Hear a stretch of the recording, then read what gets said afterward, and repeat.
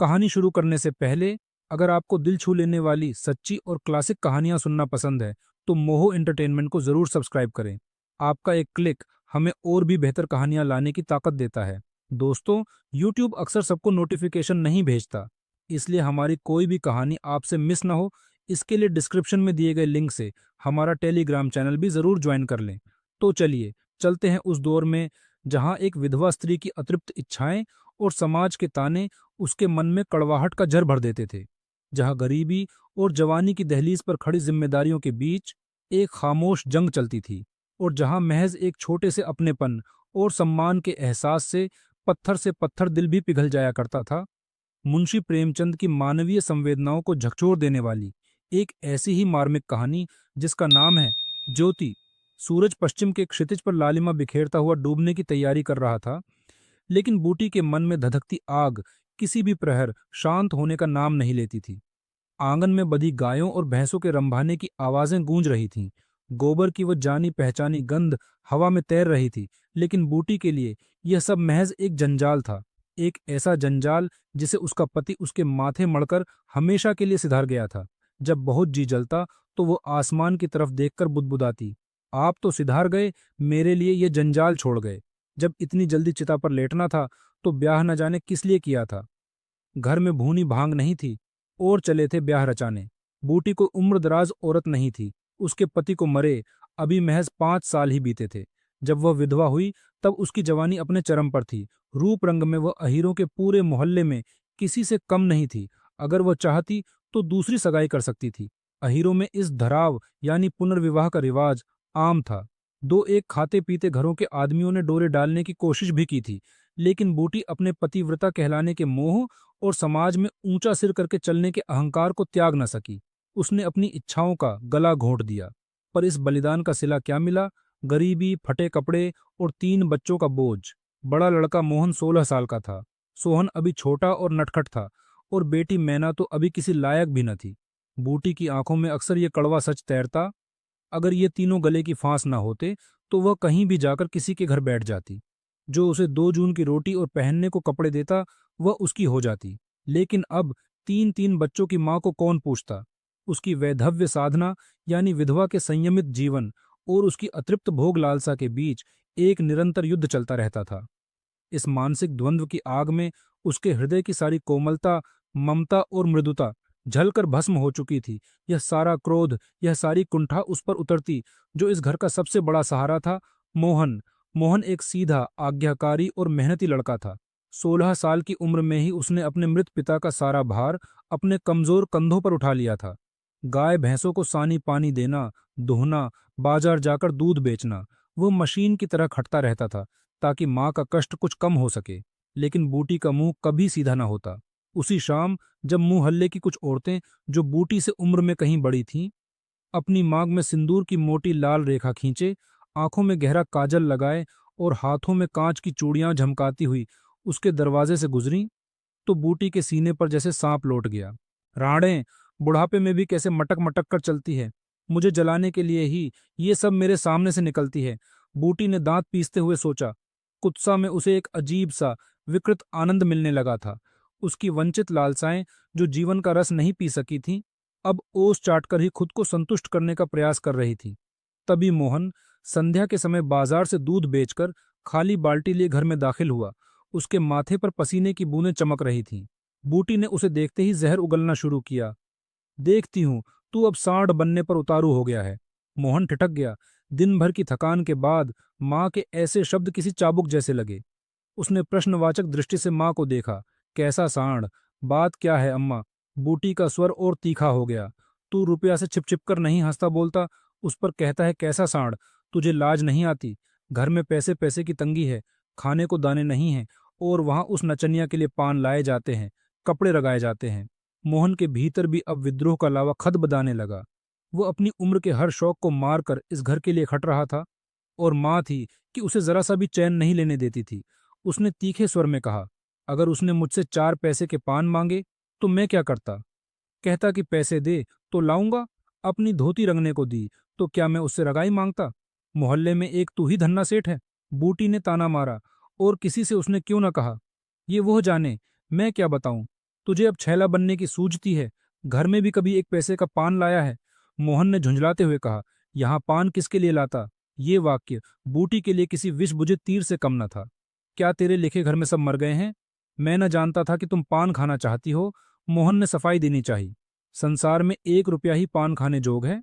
बूटी की आंखों में आग धक रही थी। मोहन ने एक ऐसी बात कह दी जिसने बूटी की सबसे दुखती रग पर उंगली रख दी। शौक सिंगार की भी तो उम्र होती है अम्मा। बूटी जल उठी। उसे बुढ़िया कह देना उसकी वर्षों की उस त्याग साधना पर पानी फेर देना था जिसके बल पर वह समाज में सिर उठाकर चलती थी। बुढ़ापे में उन साधनों का महत्व ही क्या? अगर वो बुढ़िया है तो उसका त्याग कोई महानता नहीं बल्कि मजबूरी है। हाँ, और क्या। बूटी का गला रूंध गया पर क्रोध हावी रहा। मेरे लिए तो अब फटे चीथड़े पहनने के दिन हैं। जब तेरा बाप मरा था तो मैं रुपया से 2-4 साल ही बड़ी थी। उस वक्त अगर मैं किसी का घर बसा लेती तो तुम लोगों का कहीं पता ना लगता।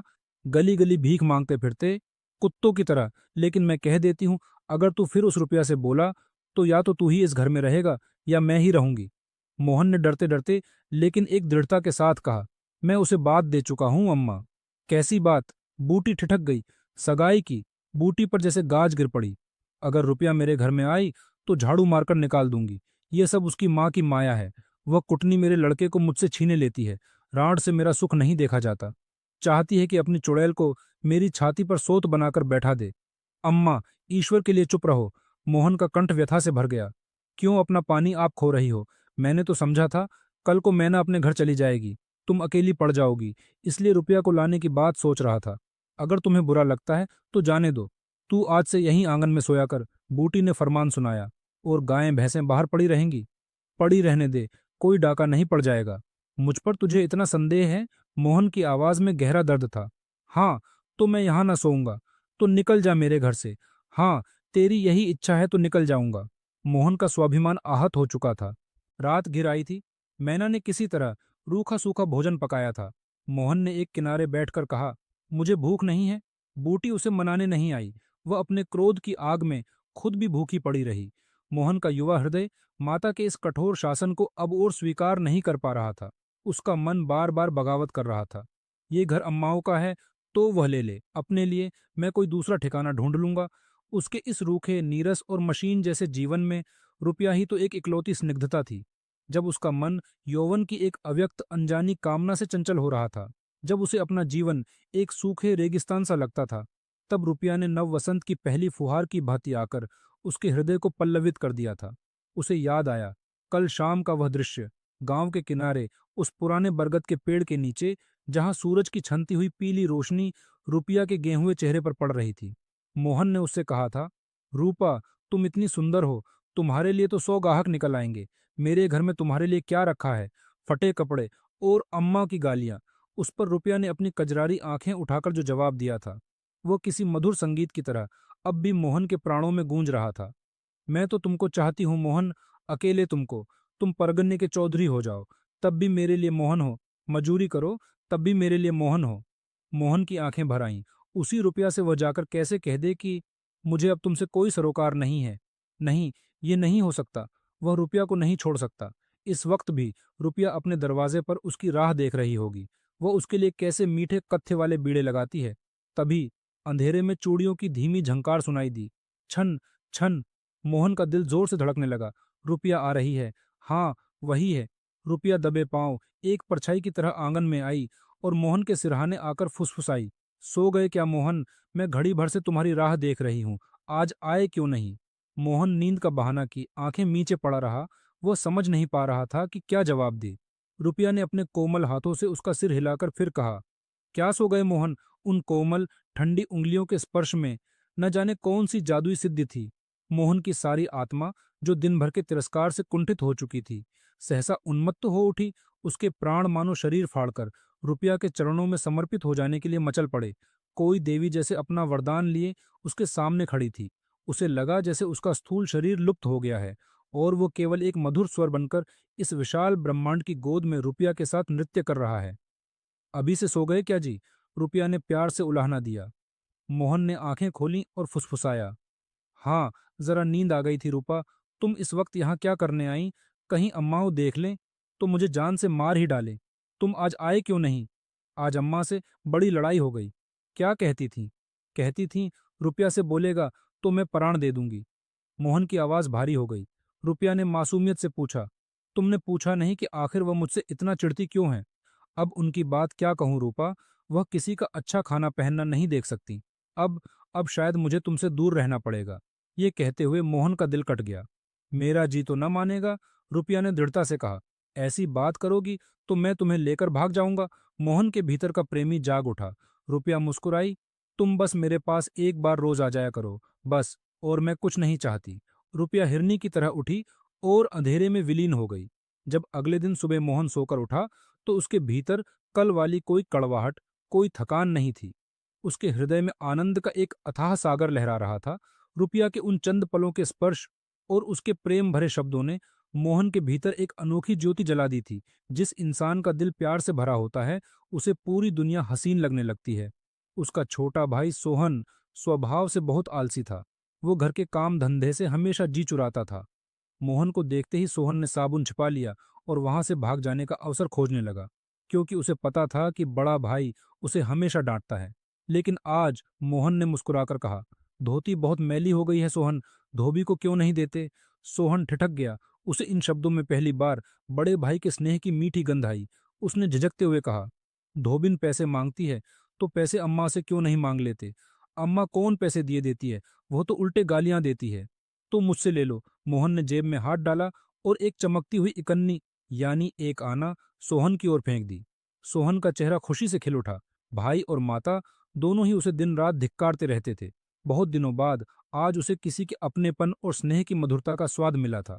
उसने झट से इकन्नी उठा ली और अपनी मैली धोती को वहीं छोड़कर खुशी खुशी गाय को खोलने के लिए चल पड़ा। मोहन ने आगे बढ़कर पगहिया, यानी रस्सी, अपने हाथ में ले ली और कहा, रहने दो सोहन, मैं इसीलिए जाता हूँ। जीवन में पहली बार सोहन के भीतर अपने भाई के प्रति इतना गहरा सद्भाव उमड़ा। उसने कृतज्ञता भरी नजरों से मोहन को देखा और पूछा, भैया, तुम्हारे लिए चिलम रख लाऊं? मोहन इस बदलाव पर हैरान था। प्रेम का एक छोटा सा कतरा क्या चमत्कार कर सकता है? उसने मुस्कुराकर कहा, आग हो तो रखाओ। थोड़ी दूरी पर छोटी बहन मैना, जिसके बाल उलझे हुए थे, आंगन की धूल में बैठी मिट्टी का घरौंदा बना रही थी। मोहन को अपनी तरफ आते देखकर वह डर गई। उसने झटपट अपना घरौंदा बिगाड़ दिया, अपने बालों को अंचल से छिपाया और रसोई घर में बर्तन उठाने के बहाने भागने लगी। मोहन ने उसे पुकारा, क्या खेल रही थी मैना? मैना डरी हुई सहमी आवाज में बोली, कुछ नहीं तो। तू तो बहुत अच्छे घरौंदे बनाती है, जरा बना, मैं भी तो देखूं। मैना का रुआंसा डरा हुआ चेहरा अचानक खिल उठा। प्रेम के शब्दों में कितना जादू होता है। मुंह से निकलते ही जैसे चारों ओर सुगंध फैल गई हो। जिसने सुना उसका हृदय खिल उठा। जहां भय का अंधेरा था, वहां विश्वास का दिया चमक उठा। जहां कटुता की बर्फ जमी थी, वहां अपनापन छलक पड़ा। पूरे घर में एक नई चेतनता दौड़ गई। मैना फिर से चहकती हुई घरौंदा बनाने बैठ गई। मोहन ने पास बैठकर उसके उलझे रूखे बालों को अपनी उंगलियों से बड़े प्यार से सुलझाते हुए कहा, तेरी गुड़िया का ब्याह कब होगा रे मैना? मुझे नेवता यानी बुलावा दे, तो कुछ मिठाई खाने को मिले।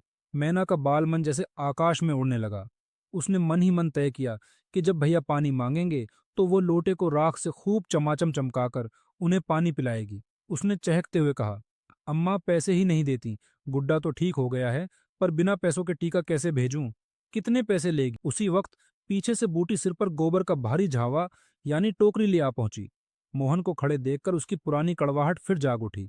वह कठोर स्वर में बोली, अभी तक मटर गश्ती ही हो रही है नवाब की, भैंस कब दुही जाएगी? लेकिन आज आज मोहन ने कोई विद्रोह भरा तीखा जवाब नहीं दिया। उसके मन में माधुर्य का, करुणा का एक झरना सा फूट पड़ा था। माता को गोबर का इतना भारी बोझ उठाए देखकर उसे पीड़ा हुई। वह आगे बढ़ा और बिना कुछ कहे गोबर का झावा माँ के सिर से अपने हाथों में उतार लिया। बूटी सन्न रह गई। उसने झेंपते हुए कहा, रहने दे, रहने दे, तू जाकर भैंस दू, मैं तो गोबर लिए जाती हूँ। तुम इतना भारी बोझ क्यों उठा लेती हो अम्मा? मुझे क्यों नहीं बुला लेती? मोहन की आवाज में जो मिठास थी, उसने बूटी के कठोर हृदय को एक झटके में बींध दिया। एक पल के लिए माता का सूखा हुआ हृदय वात्सल्य से गदगद हो उठा। लेकिन उसने अपनी भावनाएं छिपाते हुए कहा, तू जा, अपना काम देख, मेरे पीछे क्यों पड़ता है? गोबर निकालने का काम मेरा है। और दूध कौन दुहेगा? वह भी मैं करूंगा। तू इतना बड़ा जोधा हो गया है कि सारे काम अकेले कर लेगा। जितना कहता हूं उतना कर लूंगा, तो मैं क्या करूंगी? बूटी ने पूछा। मोहन ने एक गहरी समझदार नजर से माँ को देखा। तुम लड़कों से काम लो अम्मा, जो तुम्हारा धर्म है, मेरी सुनता है कोई? बूटी की आवाज अब शिकायत की नहीं, बल्कि एक थकी हुई माँ की थी, जो बस थोड़ा सा प्यार और सम्मान चाहती थी। अगले दिन जब मोहन बाजार से दूध बेचकर घर लौटा, तो उसके हाथ में कुछ ऐसा था जिसने घर का पूरा माहौल ही बदल कर रख दिया। वह अपने साथ कुछ पान के पत्ते, कथा, सुपारी, एक छोटा सा चमचमाता हुआ पीतल का पानदान और दोने में थोड़ी सी ताजा मिठाई लाया था। बूटी ने यह सब देखा तो उसका पुराना स्वभाव फिर फन उठाकर सामने आ गया। वो बिगड़कर बोली, आज पैसे कहीं रास्ते में फालतू पड़े मिल गए थे क्या? इस तरह दोनों हाथों से पैसा उड़ाएगा तो घर का कै दिन निबाह होगा? मोहन ने बड़ी शांति और मुस्कुराते हुए कहा, मैंने तो एक पैसा भी नहीं उड़ाया अम्मा। सच कहूं तो पहले मैं समझता था कि तुम पान खाती ही नहीं हो, मुझे पता ही नहीं था। बूटी का दिल धड़कने लगा। तो अब क्या, अब मैं पान खाऊंगी? हाँ, और क्या। जिसके दो दो जवान बेटे कमाने वाले हों, क्या वह इतना शौक भी न करे? मोहन के इन साधारण से शब्दों ने चमत्कार कर दिया।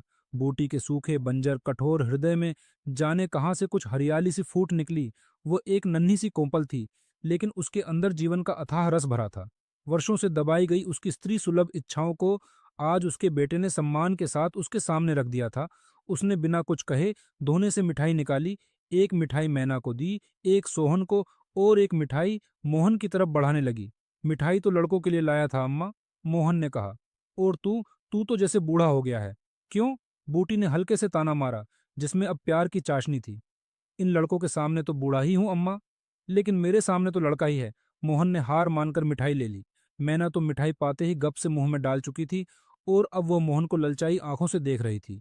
मोहन ने अपना आधा लड्डू तोड़कर मैना को थमा दिया। धोने में अब सिर्फ एक मिठाई बची थी। बूटी ने उसे मोहन की तरफ बढ़ाते हुए कहा, लाया भी तो इतनी सी मिठाई, ये ले ले, तू ही खा ले। मोहन ने उस आधी मिठाई को उठाया, सीधे बूटी के मुंह में डाला और कहा, वह तुम्हारा हिस्सा है अम्मा। तुम्हें खाते देखकर मुझे जो आनंद मिलता है मोहन, उसमें इस मिठास से कहीं ज्यादा स्वाद है। बूटी की आंखों के किनारे हल्के से भीग गए थे।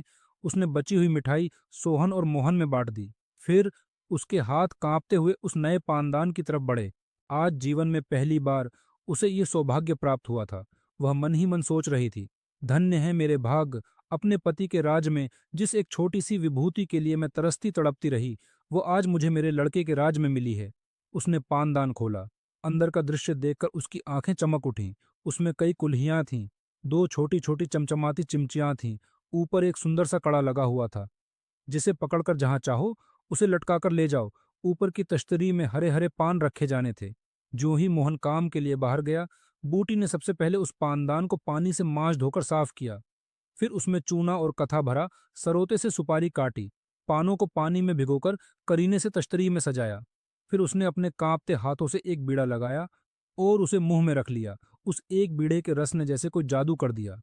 उस रस की मिठास और कत्थे की लाली ने उसके बरसों के वैधव्य की कड़वाहट, कुंठा और जलन को एक ही पल में धो डाला। मन की प्रसन्नता जब गहरी होती है तो वो मनुष्य के व्यवहार में उदारता बनकर झलकने लगती है। अब वो घर की चार दीवारी में नहीं बैठ सकती थी। उसका मन इतना छोटा या गहरा नहीं था कि इतनी बड़ी खुशी, इतनी बड़ी विभूति उसके अंदर ही गुम होकर रह जाए। वो इसे दुनिया को दिखाना चाहती थी। कोने में एक पुराना आईना पड़ा हुआ था। उसने धूल झाड़कर उसमें अपना चेहरा देखा। उसके सूखे ओठों पर अब कत्थे की खूबसूरत लाली थी। उसे लगा जैसे उसकी सोई हुई जवानी फिर से लौट आई है। मुंह लाल करने के लिए उसने सिर्फ पान ही तो खाया था, लेकिन इस पान ने उसकी आत्मा को रंग दिया था। तभी पड़ोसन धनिया आंगन में आई।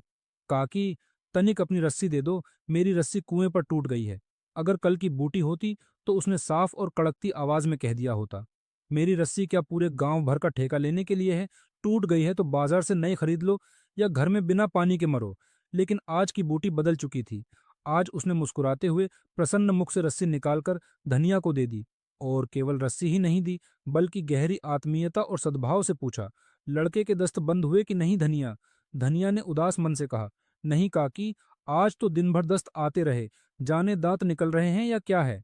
तू पानी भर ले तो चल, मैं जरा चलकर देखूं, दांत ही हैं कि कुछ और फसाद है, कहीं किसी की नजर वजर तो नहीं लग गई मेरे पोते को। धनिया को बूटी के इस बदले व्यवहार पर अचंभा हो रहा था, पर वह बोली, अब क्या जाने काकी, कौन जाने किसी की आंख फूटी हो। बूटी ने समझाया, चंचल लड़कों को नजर का बड़ा डर रहता है। जिसने भी चुमकार कर बुलाया, झट से उसकी गोद में चला जाता है मेरा लाल। ऐसा खिलखिलाकर हंसता है कि तुमसे क्या कहूं। कभी कभी तो अपनी माँ की नजर भी लग जाया करती है। ए नौज काकी, भला कोई माँ अपने ही लड़के को नजर लगाएगी? यही तो तू समझती नहीं पगली। नजर जानबूझकर नहीं लगाई जाती, वो तो मोह में आप ही लग जाती है। धनिया कुएं से पानी भरकर लौटी तो बूटी अपनी साड़ी का पल्लू ठीक करती हुई उसके साथ बच्चे को देखने चल पड़ी। धनिया के घर पहुंचकर बूटी ने पूछा, तू बेचारी अकेली है घर में? आजकल बच्चे की बीमारी और घर के काम धंधे में बड़ा अंडस, यानी बड़ी परेशानी होती होगी। नहीं काकी, धनिया ने सहज भाव से कहा। रुपया आ जाती है, घर का कुछ काम काज कर देती है, नहीं तो अकेले मेरी तो मरण ही हो जाती। रुपया? बूटी के कदम ठिठक गए। उसे घोर आश्चर्य हुआ। रुपया को तो उसने केवल एक सजी धजी चुलबुली तितली समझ रखा था, जिसका काम सिर्फ मर्दों को रिझाना था। हाँ काकी, धनिया ने कृतज्ञता से कहा, बेचारी बड़ी सीधी और नेक है। मेरे आंगन में झाड़ू लगा देती है, चौका बर्तन कर देती है, और जब मैं काम करती हूँ तो लड़के को संभालती है। गाड़े समय में कौन किसी की बात पूछता है काकी? बूटी के भीतर पल रहे पूर्वाग्रहों की दीवारें दरकने लगीं। उसने फिर भी अपने संदेह को स्वर दिया। उसे तो अपने मिस्सी काजल और सजने संवरने से ही छुट्टी न मिलती होगी, वह तेरा काम क्या करेगी? ये तो अपनी अपनी रुचि है काकी, धनिया ने बचाव करते हुए कहा। मुझे तो इस मिस्सी काजल वाली लड़की ने जितना सहारा दिया, उतना गांव की किसी बड़ी बूढ़ी और भक्तिन ने भी न दिया। कल रात मेरा लड़का रोता रहा तो वो बेचारी रात भर जागकर उसे खिलाती रही। मैंने उसे इसके बदले में कुछ दे तो नहीं दिया, लेकिन हाँ, जब तक जीऊंगी उसका जस गाऊंगी। तू उसके गुण अभी नहीं जानती धनिया। बूटी ने अपनी आखिरी दलील पेश की। पान के लिए पैसे कहाँ से आते हैं, किनारीदार रंग बिरंगी साड़ियाँ कहाँ से आती हैं, मैं इन बातों में नहीं पड़ती काकी। फिर शौक श्रृंगार करने को किसका जी नहीं चाहता? खाने पहने और सजने की उसकी यही तो उम्र है। धनिया ने बीमार बच्चे को खटोले पर सुला दिया। बूटी आगे बढ़ी। उसने ममता से बच्चे के माथे पर हाथ रखा, उसके पेट को धीरे धीरे उंगली से दबाकर देखा, फिर नुस्खा बताया। इसकी नाभि पर थोड़ा हींग का लेप कर दे, आराम मिलेगा। तभी अंदर से रुपया हाथ में बेनिया यानी हाथ का पंखा लिए आई और खटोले के पास बैठकर बच्चे को झलने लगी। बूटी को सामने देखकर वह जरा भी नहीं झिझकी, बल्कि उसके चेहरे पर एक सहज मिठास थी। बूटी ने उससे कहा, ला बेनिया मुझे दे दे, मैं झल दूं। रुपया ने मुस्कुराकर कहा, मैं डुला दूंगी तो क्या मैं छोटी हो जाऊंगी काकी? तू दिन भर यहाँ काम धंधा करती है, थक गई होगी मेरी बच्ची। बूटी के मुंह से अचानक बच्ची निकल गया। रुपया खिल उठी, तुम इतनी भलीमांस हो काकी, और यहाँ लोग गांव में कहते थे कि वो बिना गाली के बात ही नहीं करती। मैं तो मारे डर के तुम्हारे पास कभी ना आई। बूटी मुस्कुराई। उसके भीतर का सारा झर आज पानी बन चुका था। लोग झूठ तो नहीं कहते रुपया, मैं आंखों की देखी मानूं कि कानों की सुनी? रुपया ने समझदारी से जवाब दिया। बूटी मन ही मन सोचने लगी, लोगों ने इसे मेरे बारे में सब कह ही दिया होगा। अगर कोई दूसरी लड़की होती तो मेरी ओर से मुंह फेर लेती, मुझे जलाती, मुझसे ऐंठ दिखाती, लेकिन इसे तो जैसे कोई शिकायत ही नहीं। इसका मतलब है कि मोहन ने इसे मेरे खिलाफ कुछ नहीं भड़काया। हाँ, यही बात है। आज रुपया बूटी को बहुत सुंदर लग रही थी। उसका सजना संवरना आज बूटी को आंखों में नहीं चुभ रहा था। ठीक ही तो है, बूटी ने सोचा, अभी शौक श्रृंगार न करेगी तो कब बुढ़ापे में करेगी? शौक श्रृंगार तो उन औरतों का बुरा लगता है जो अपने भोग विलास में ही मस्त रहती हैं। किसी के घर में आग लग जाए तो उन्हें मतलब नहीं, लेकिन जो लड़की दूसरों के दुख में रात भर जाग सकती है, दूसरों का झूठा बर्तन धो सकती है, उसका रूप जितना सुंदर है, उसका मन भी उतना ही सुंदर है। उस दिन के बाद से रुपया रोजाना एक दो बार बूटी के घर आने लगी। घर का माहौल, जो कभी कुरुक्षेत्र बना रहता था, अब स्वर्ग जैसा हो गया था। बूटी ने खुद मोहन से जिद करके रुपया के लिए बाजार से एक बहुत अच्छी लाल किनारी वाली साड़ी मंगवा दी। अगर रुपया कभी जल्दी में बिना काजल लगाए या बिना रंगी हुई सादी साड़ी पहने आ जाती तो बूटी उसे डांटते हुए कहती, बहू बेटियों को यह जोगिया भेष अच्छा नहीं लगता, ये भेष तो हम जैसी बूढ़ियों के लिए है, जा काजल लगा कर आ। एक दिन रुपया ने हंसते हुए कहा, तुम बूढ़ी काहे से हो गई अम्मा? अभी भी तुम्हारा रूप ऐसा है कि लोगों को जरा सा इशारा मिल जाए तो भौड़ों की तरह तुम्हारे द्वार पर धरना देने लगे। बूटी ने एक मीठे बनावटी तिरस्कार के साथ कहा, चल पगली, मैं तेरी माँ की सौत बनकर जाऊंगी? अम्मा तो सच में बूढ़ी हो गई हैं। रुपया ने चढ़ाया, तो क्या तेरे दादा अभी जवान बैठे हैं? हाँ, ऐसा ही समझ लो, बड़ी अच्छी मिट्टी है उनकी। बूटी ने रुपया की ओर रस भरी शरारती आंखों से देखकर पूछा, अच्छा बता, मोहन से तेरा ब्याह कर दूं? रुपया शर्म से लाल हो गई। उसके गेहुए मुख पर गुलाब की आभा दौड़ गई। वो आंचल से मुंह छिपाकर अंदर भाग गई। उसी शाम जब मोहन दूध बेचकर थका हारा घर लौटा तो उसकी माँ चौके में नहीं, बल्कि दरवाजे पर उसका इंतजार कर रही थी। उसके होठों पर पान की लाली थी और आंखों में एक असीम वात्सल्य। बूटी ने मोहन के सिर पर हाथ फेरते हुए कहा, सुन मोहन, कुछ रुपये पैसे जुटाने शुरू कर दे। मैं कल ही रूपा की माँ से तेरी बातचीत करने जा रही हूँ। मोहन अवाक रह गया। उसने माँ की आंखों में देखा। उन आंखों में अब कोई सूनापन, कोई जलन या कोई कड़वाहट नहीं थी। वहां केवल एक ही चीज थी, प्रेम की एक निर्मल और अमर ज्योति। तो दोस्तों, ये थी कठोर स्वभाव वाली बूटी, उसके आज्ञाकारी बेटे मोहन और सीधी सादी रुपया की एक ऐसी दास्तान जिसने साबित कर दिया कि प्रेम और सम्मान दुनिया की किसी भी कड़वाहट को मिटा सकते हैं।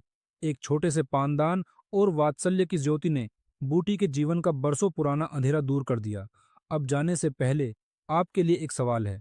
अगर आप मोहन की जगह होते तो क्या आप अपनी माँ की कड़वाहट और सख्त रवैये के आगे घुटने टेक कर अपना प्यार हमेशा के लिए छोड़ देते, या फिर मोहन की तरह अपने मीठे व्यवहार और समझदारी से अपनी माँ का ही हृदय बदल देते?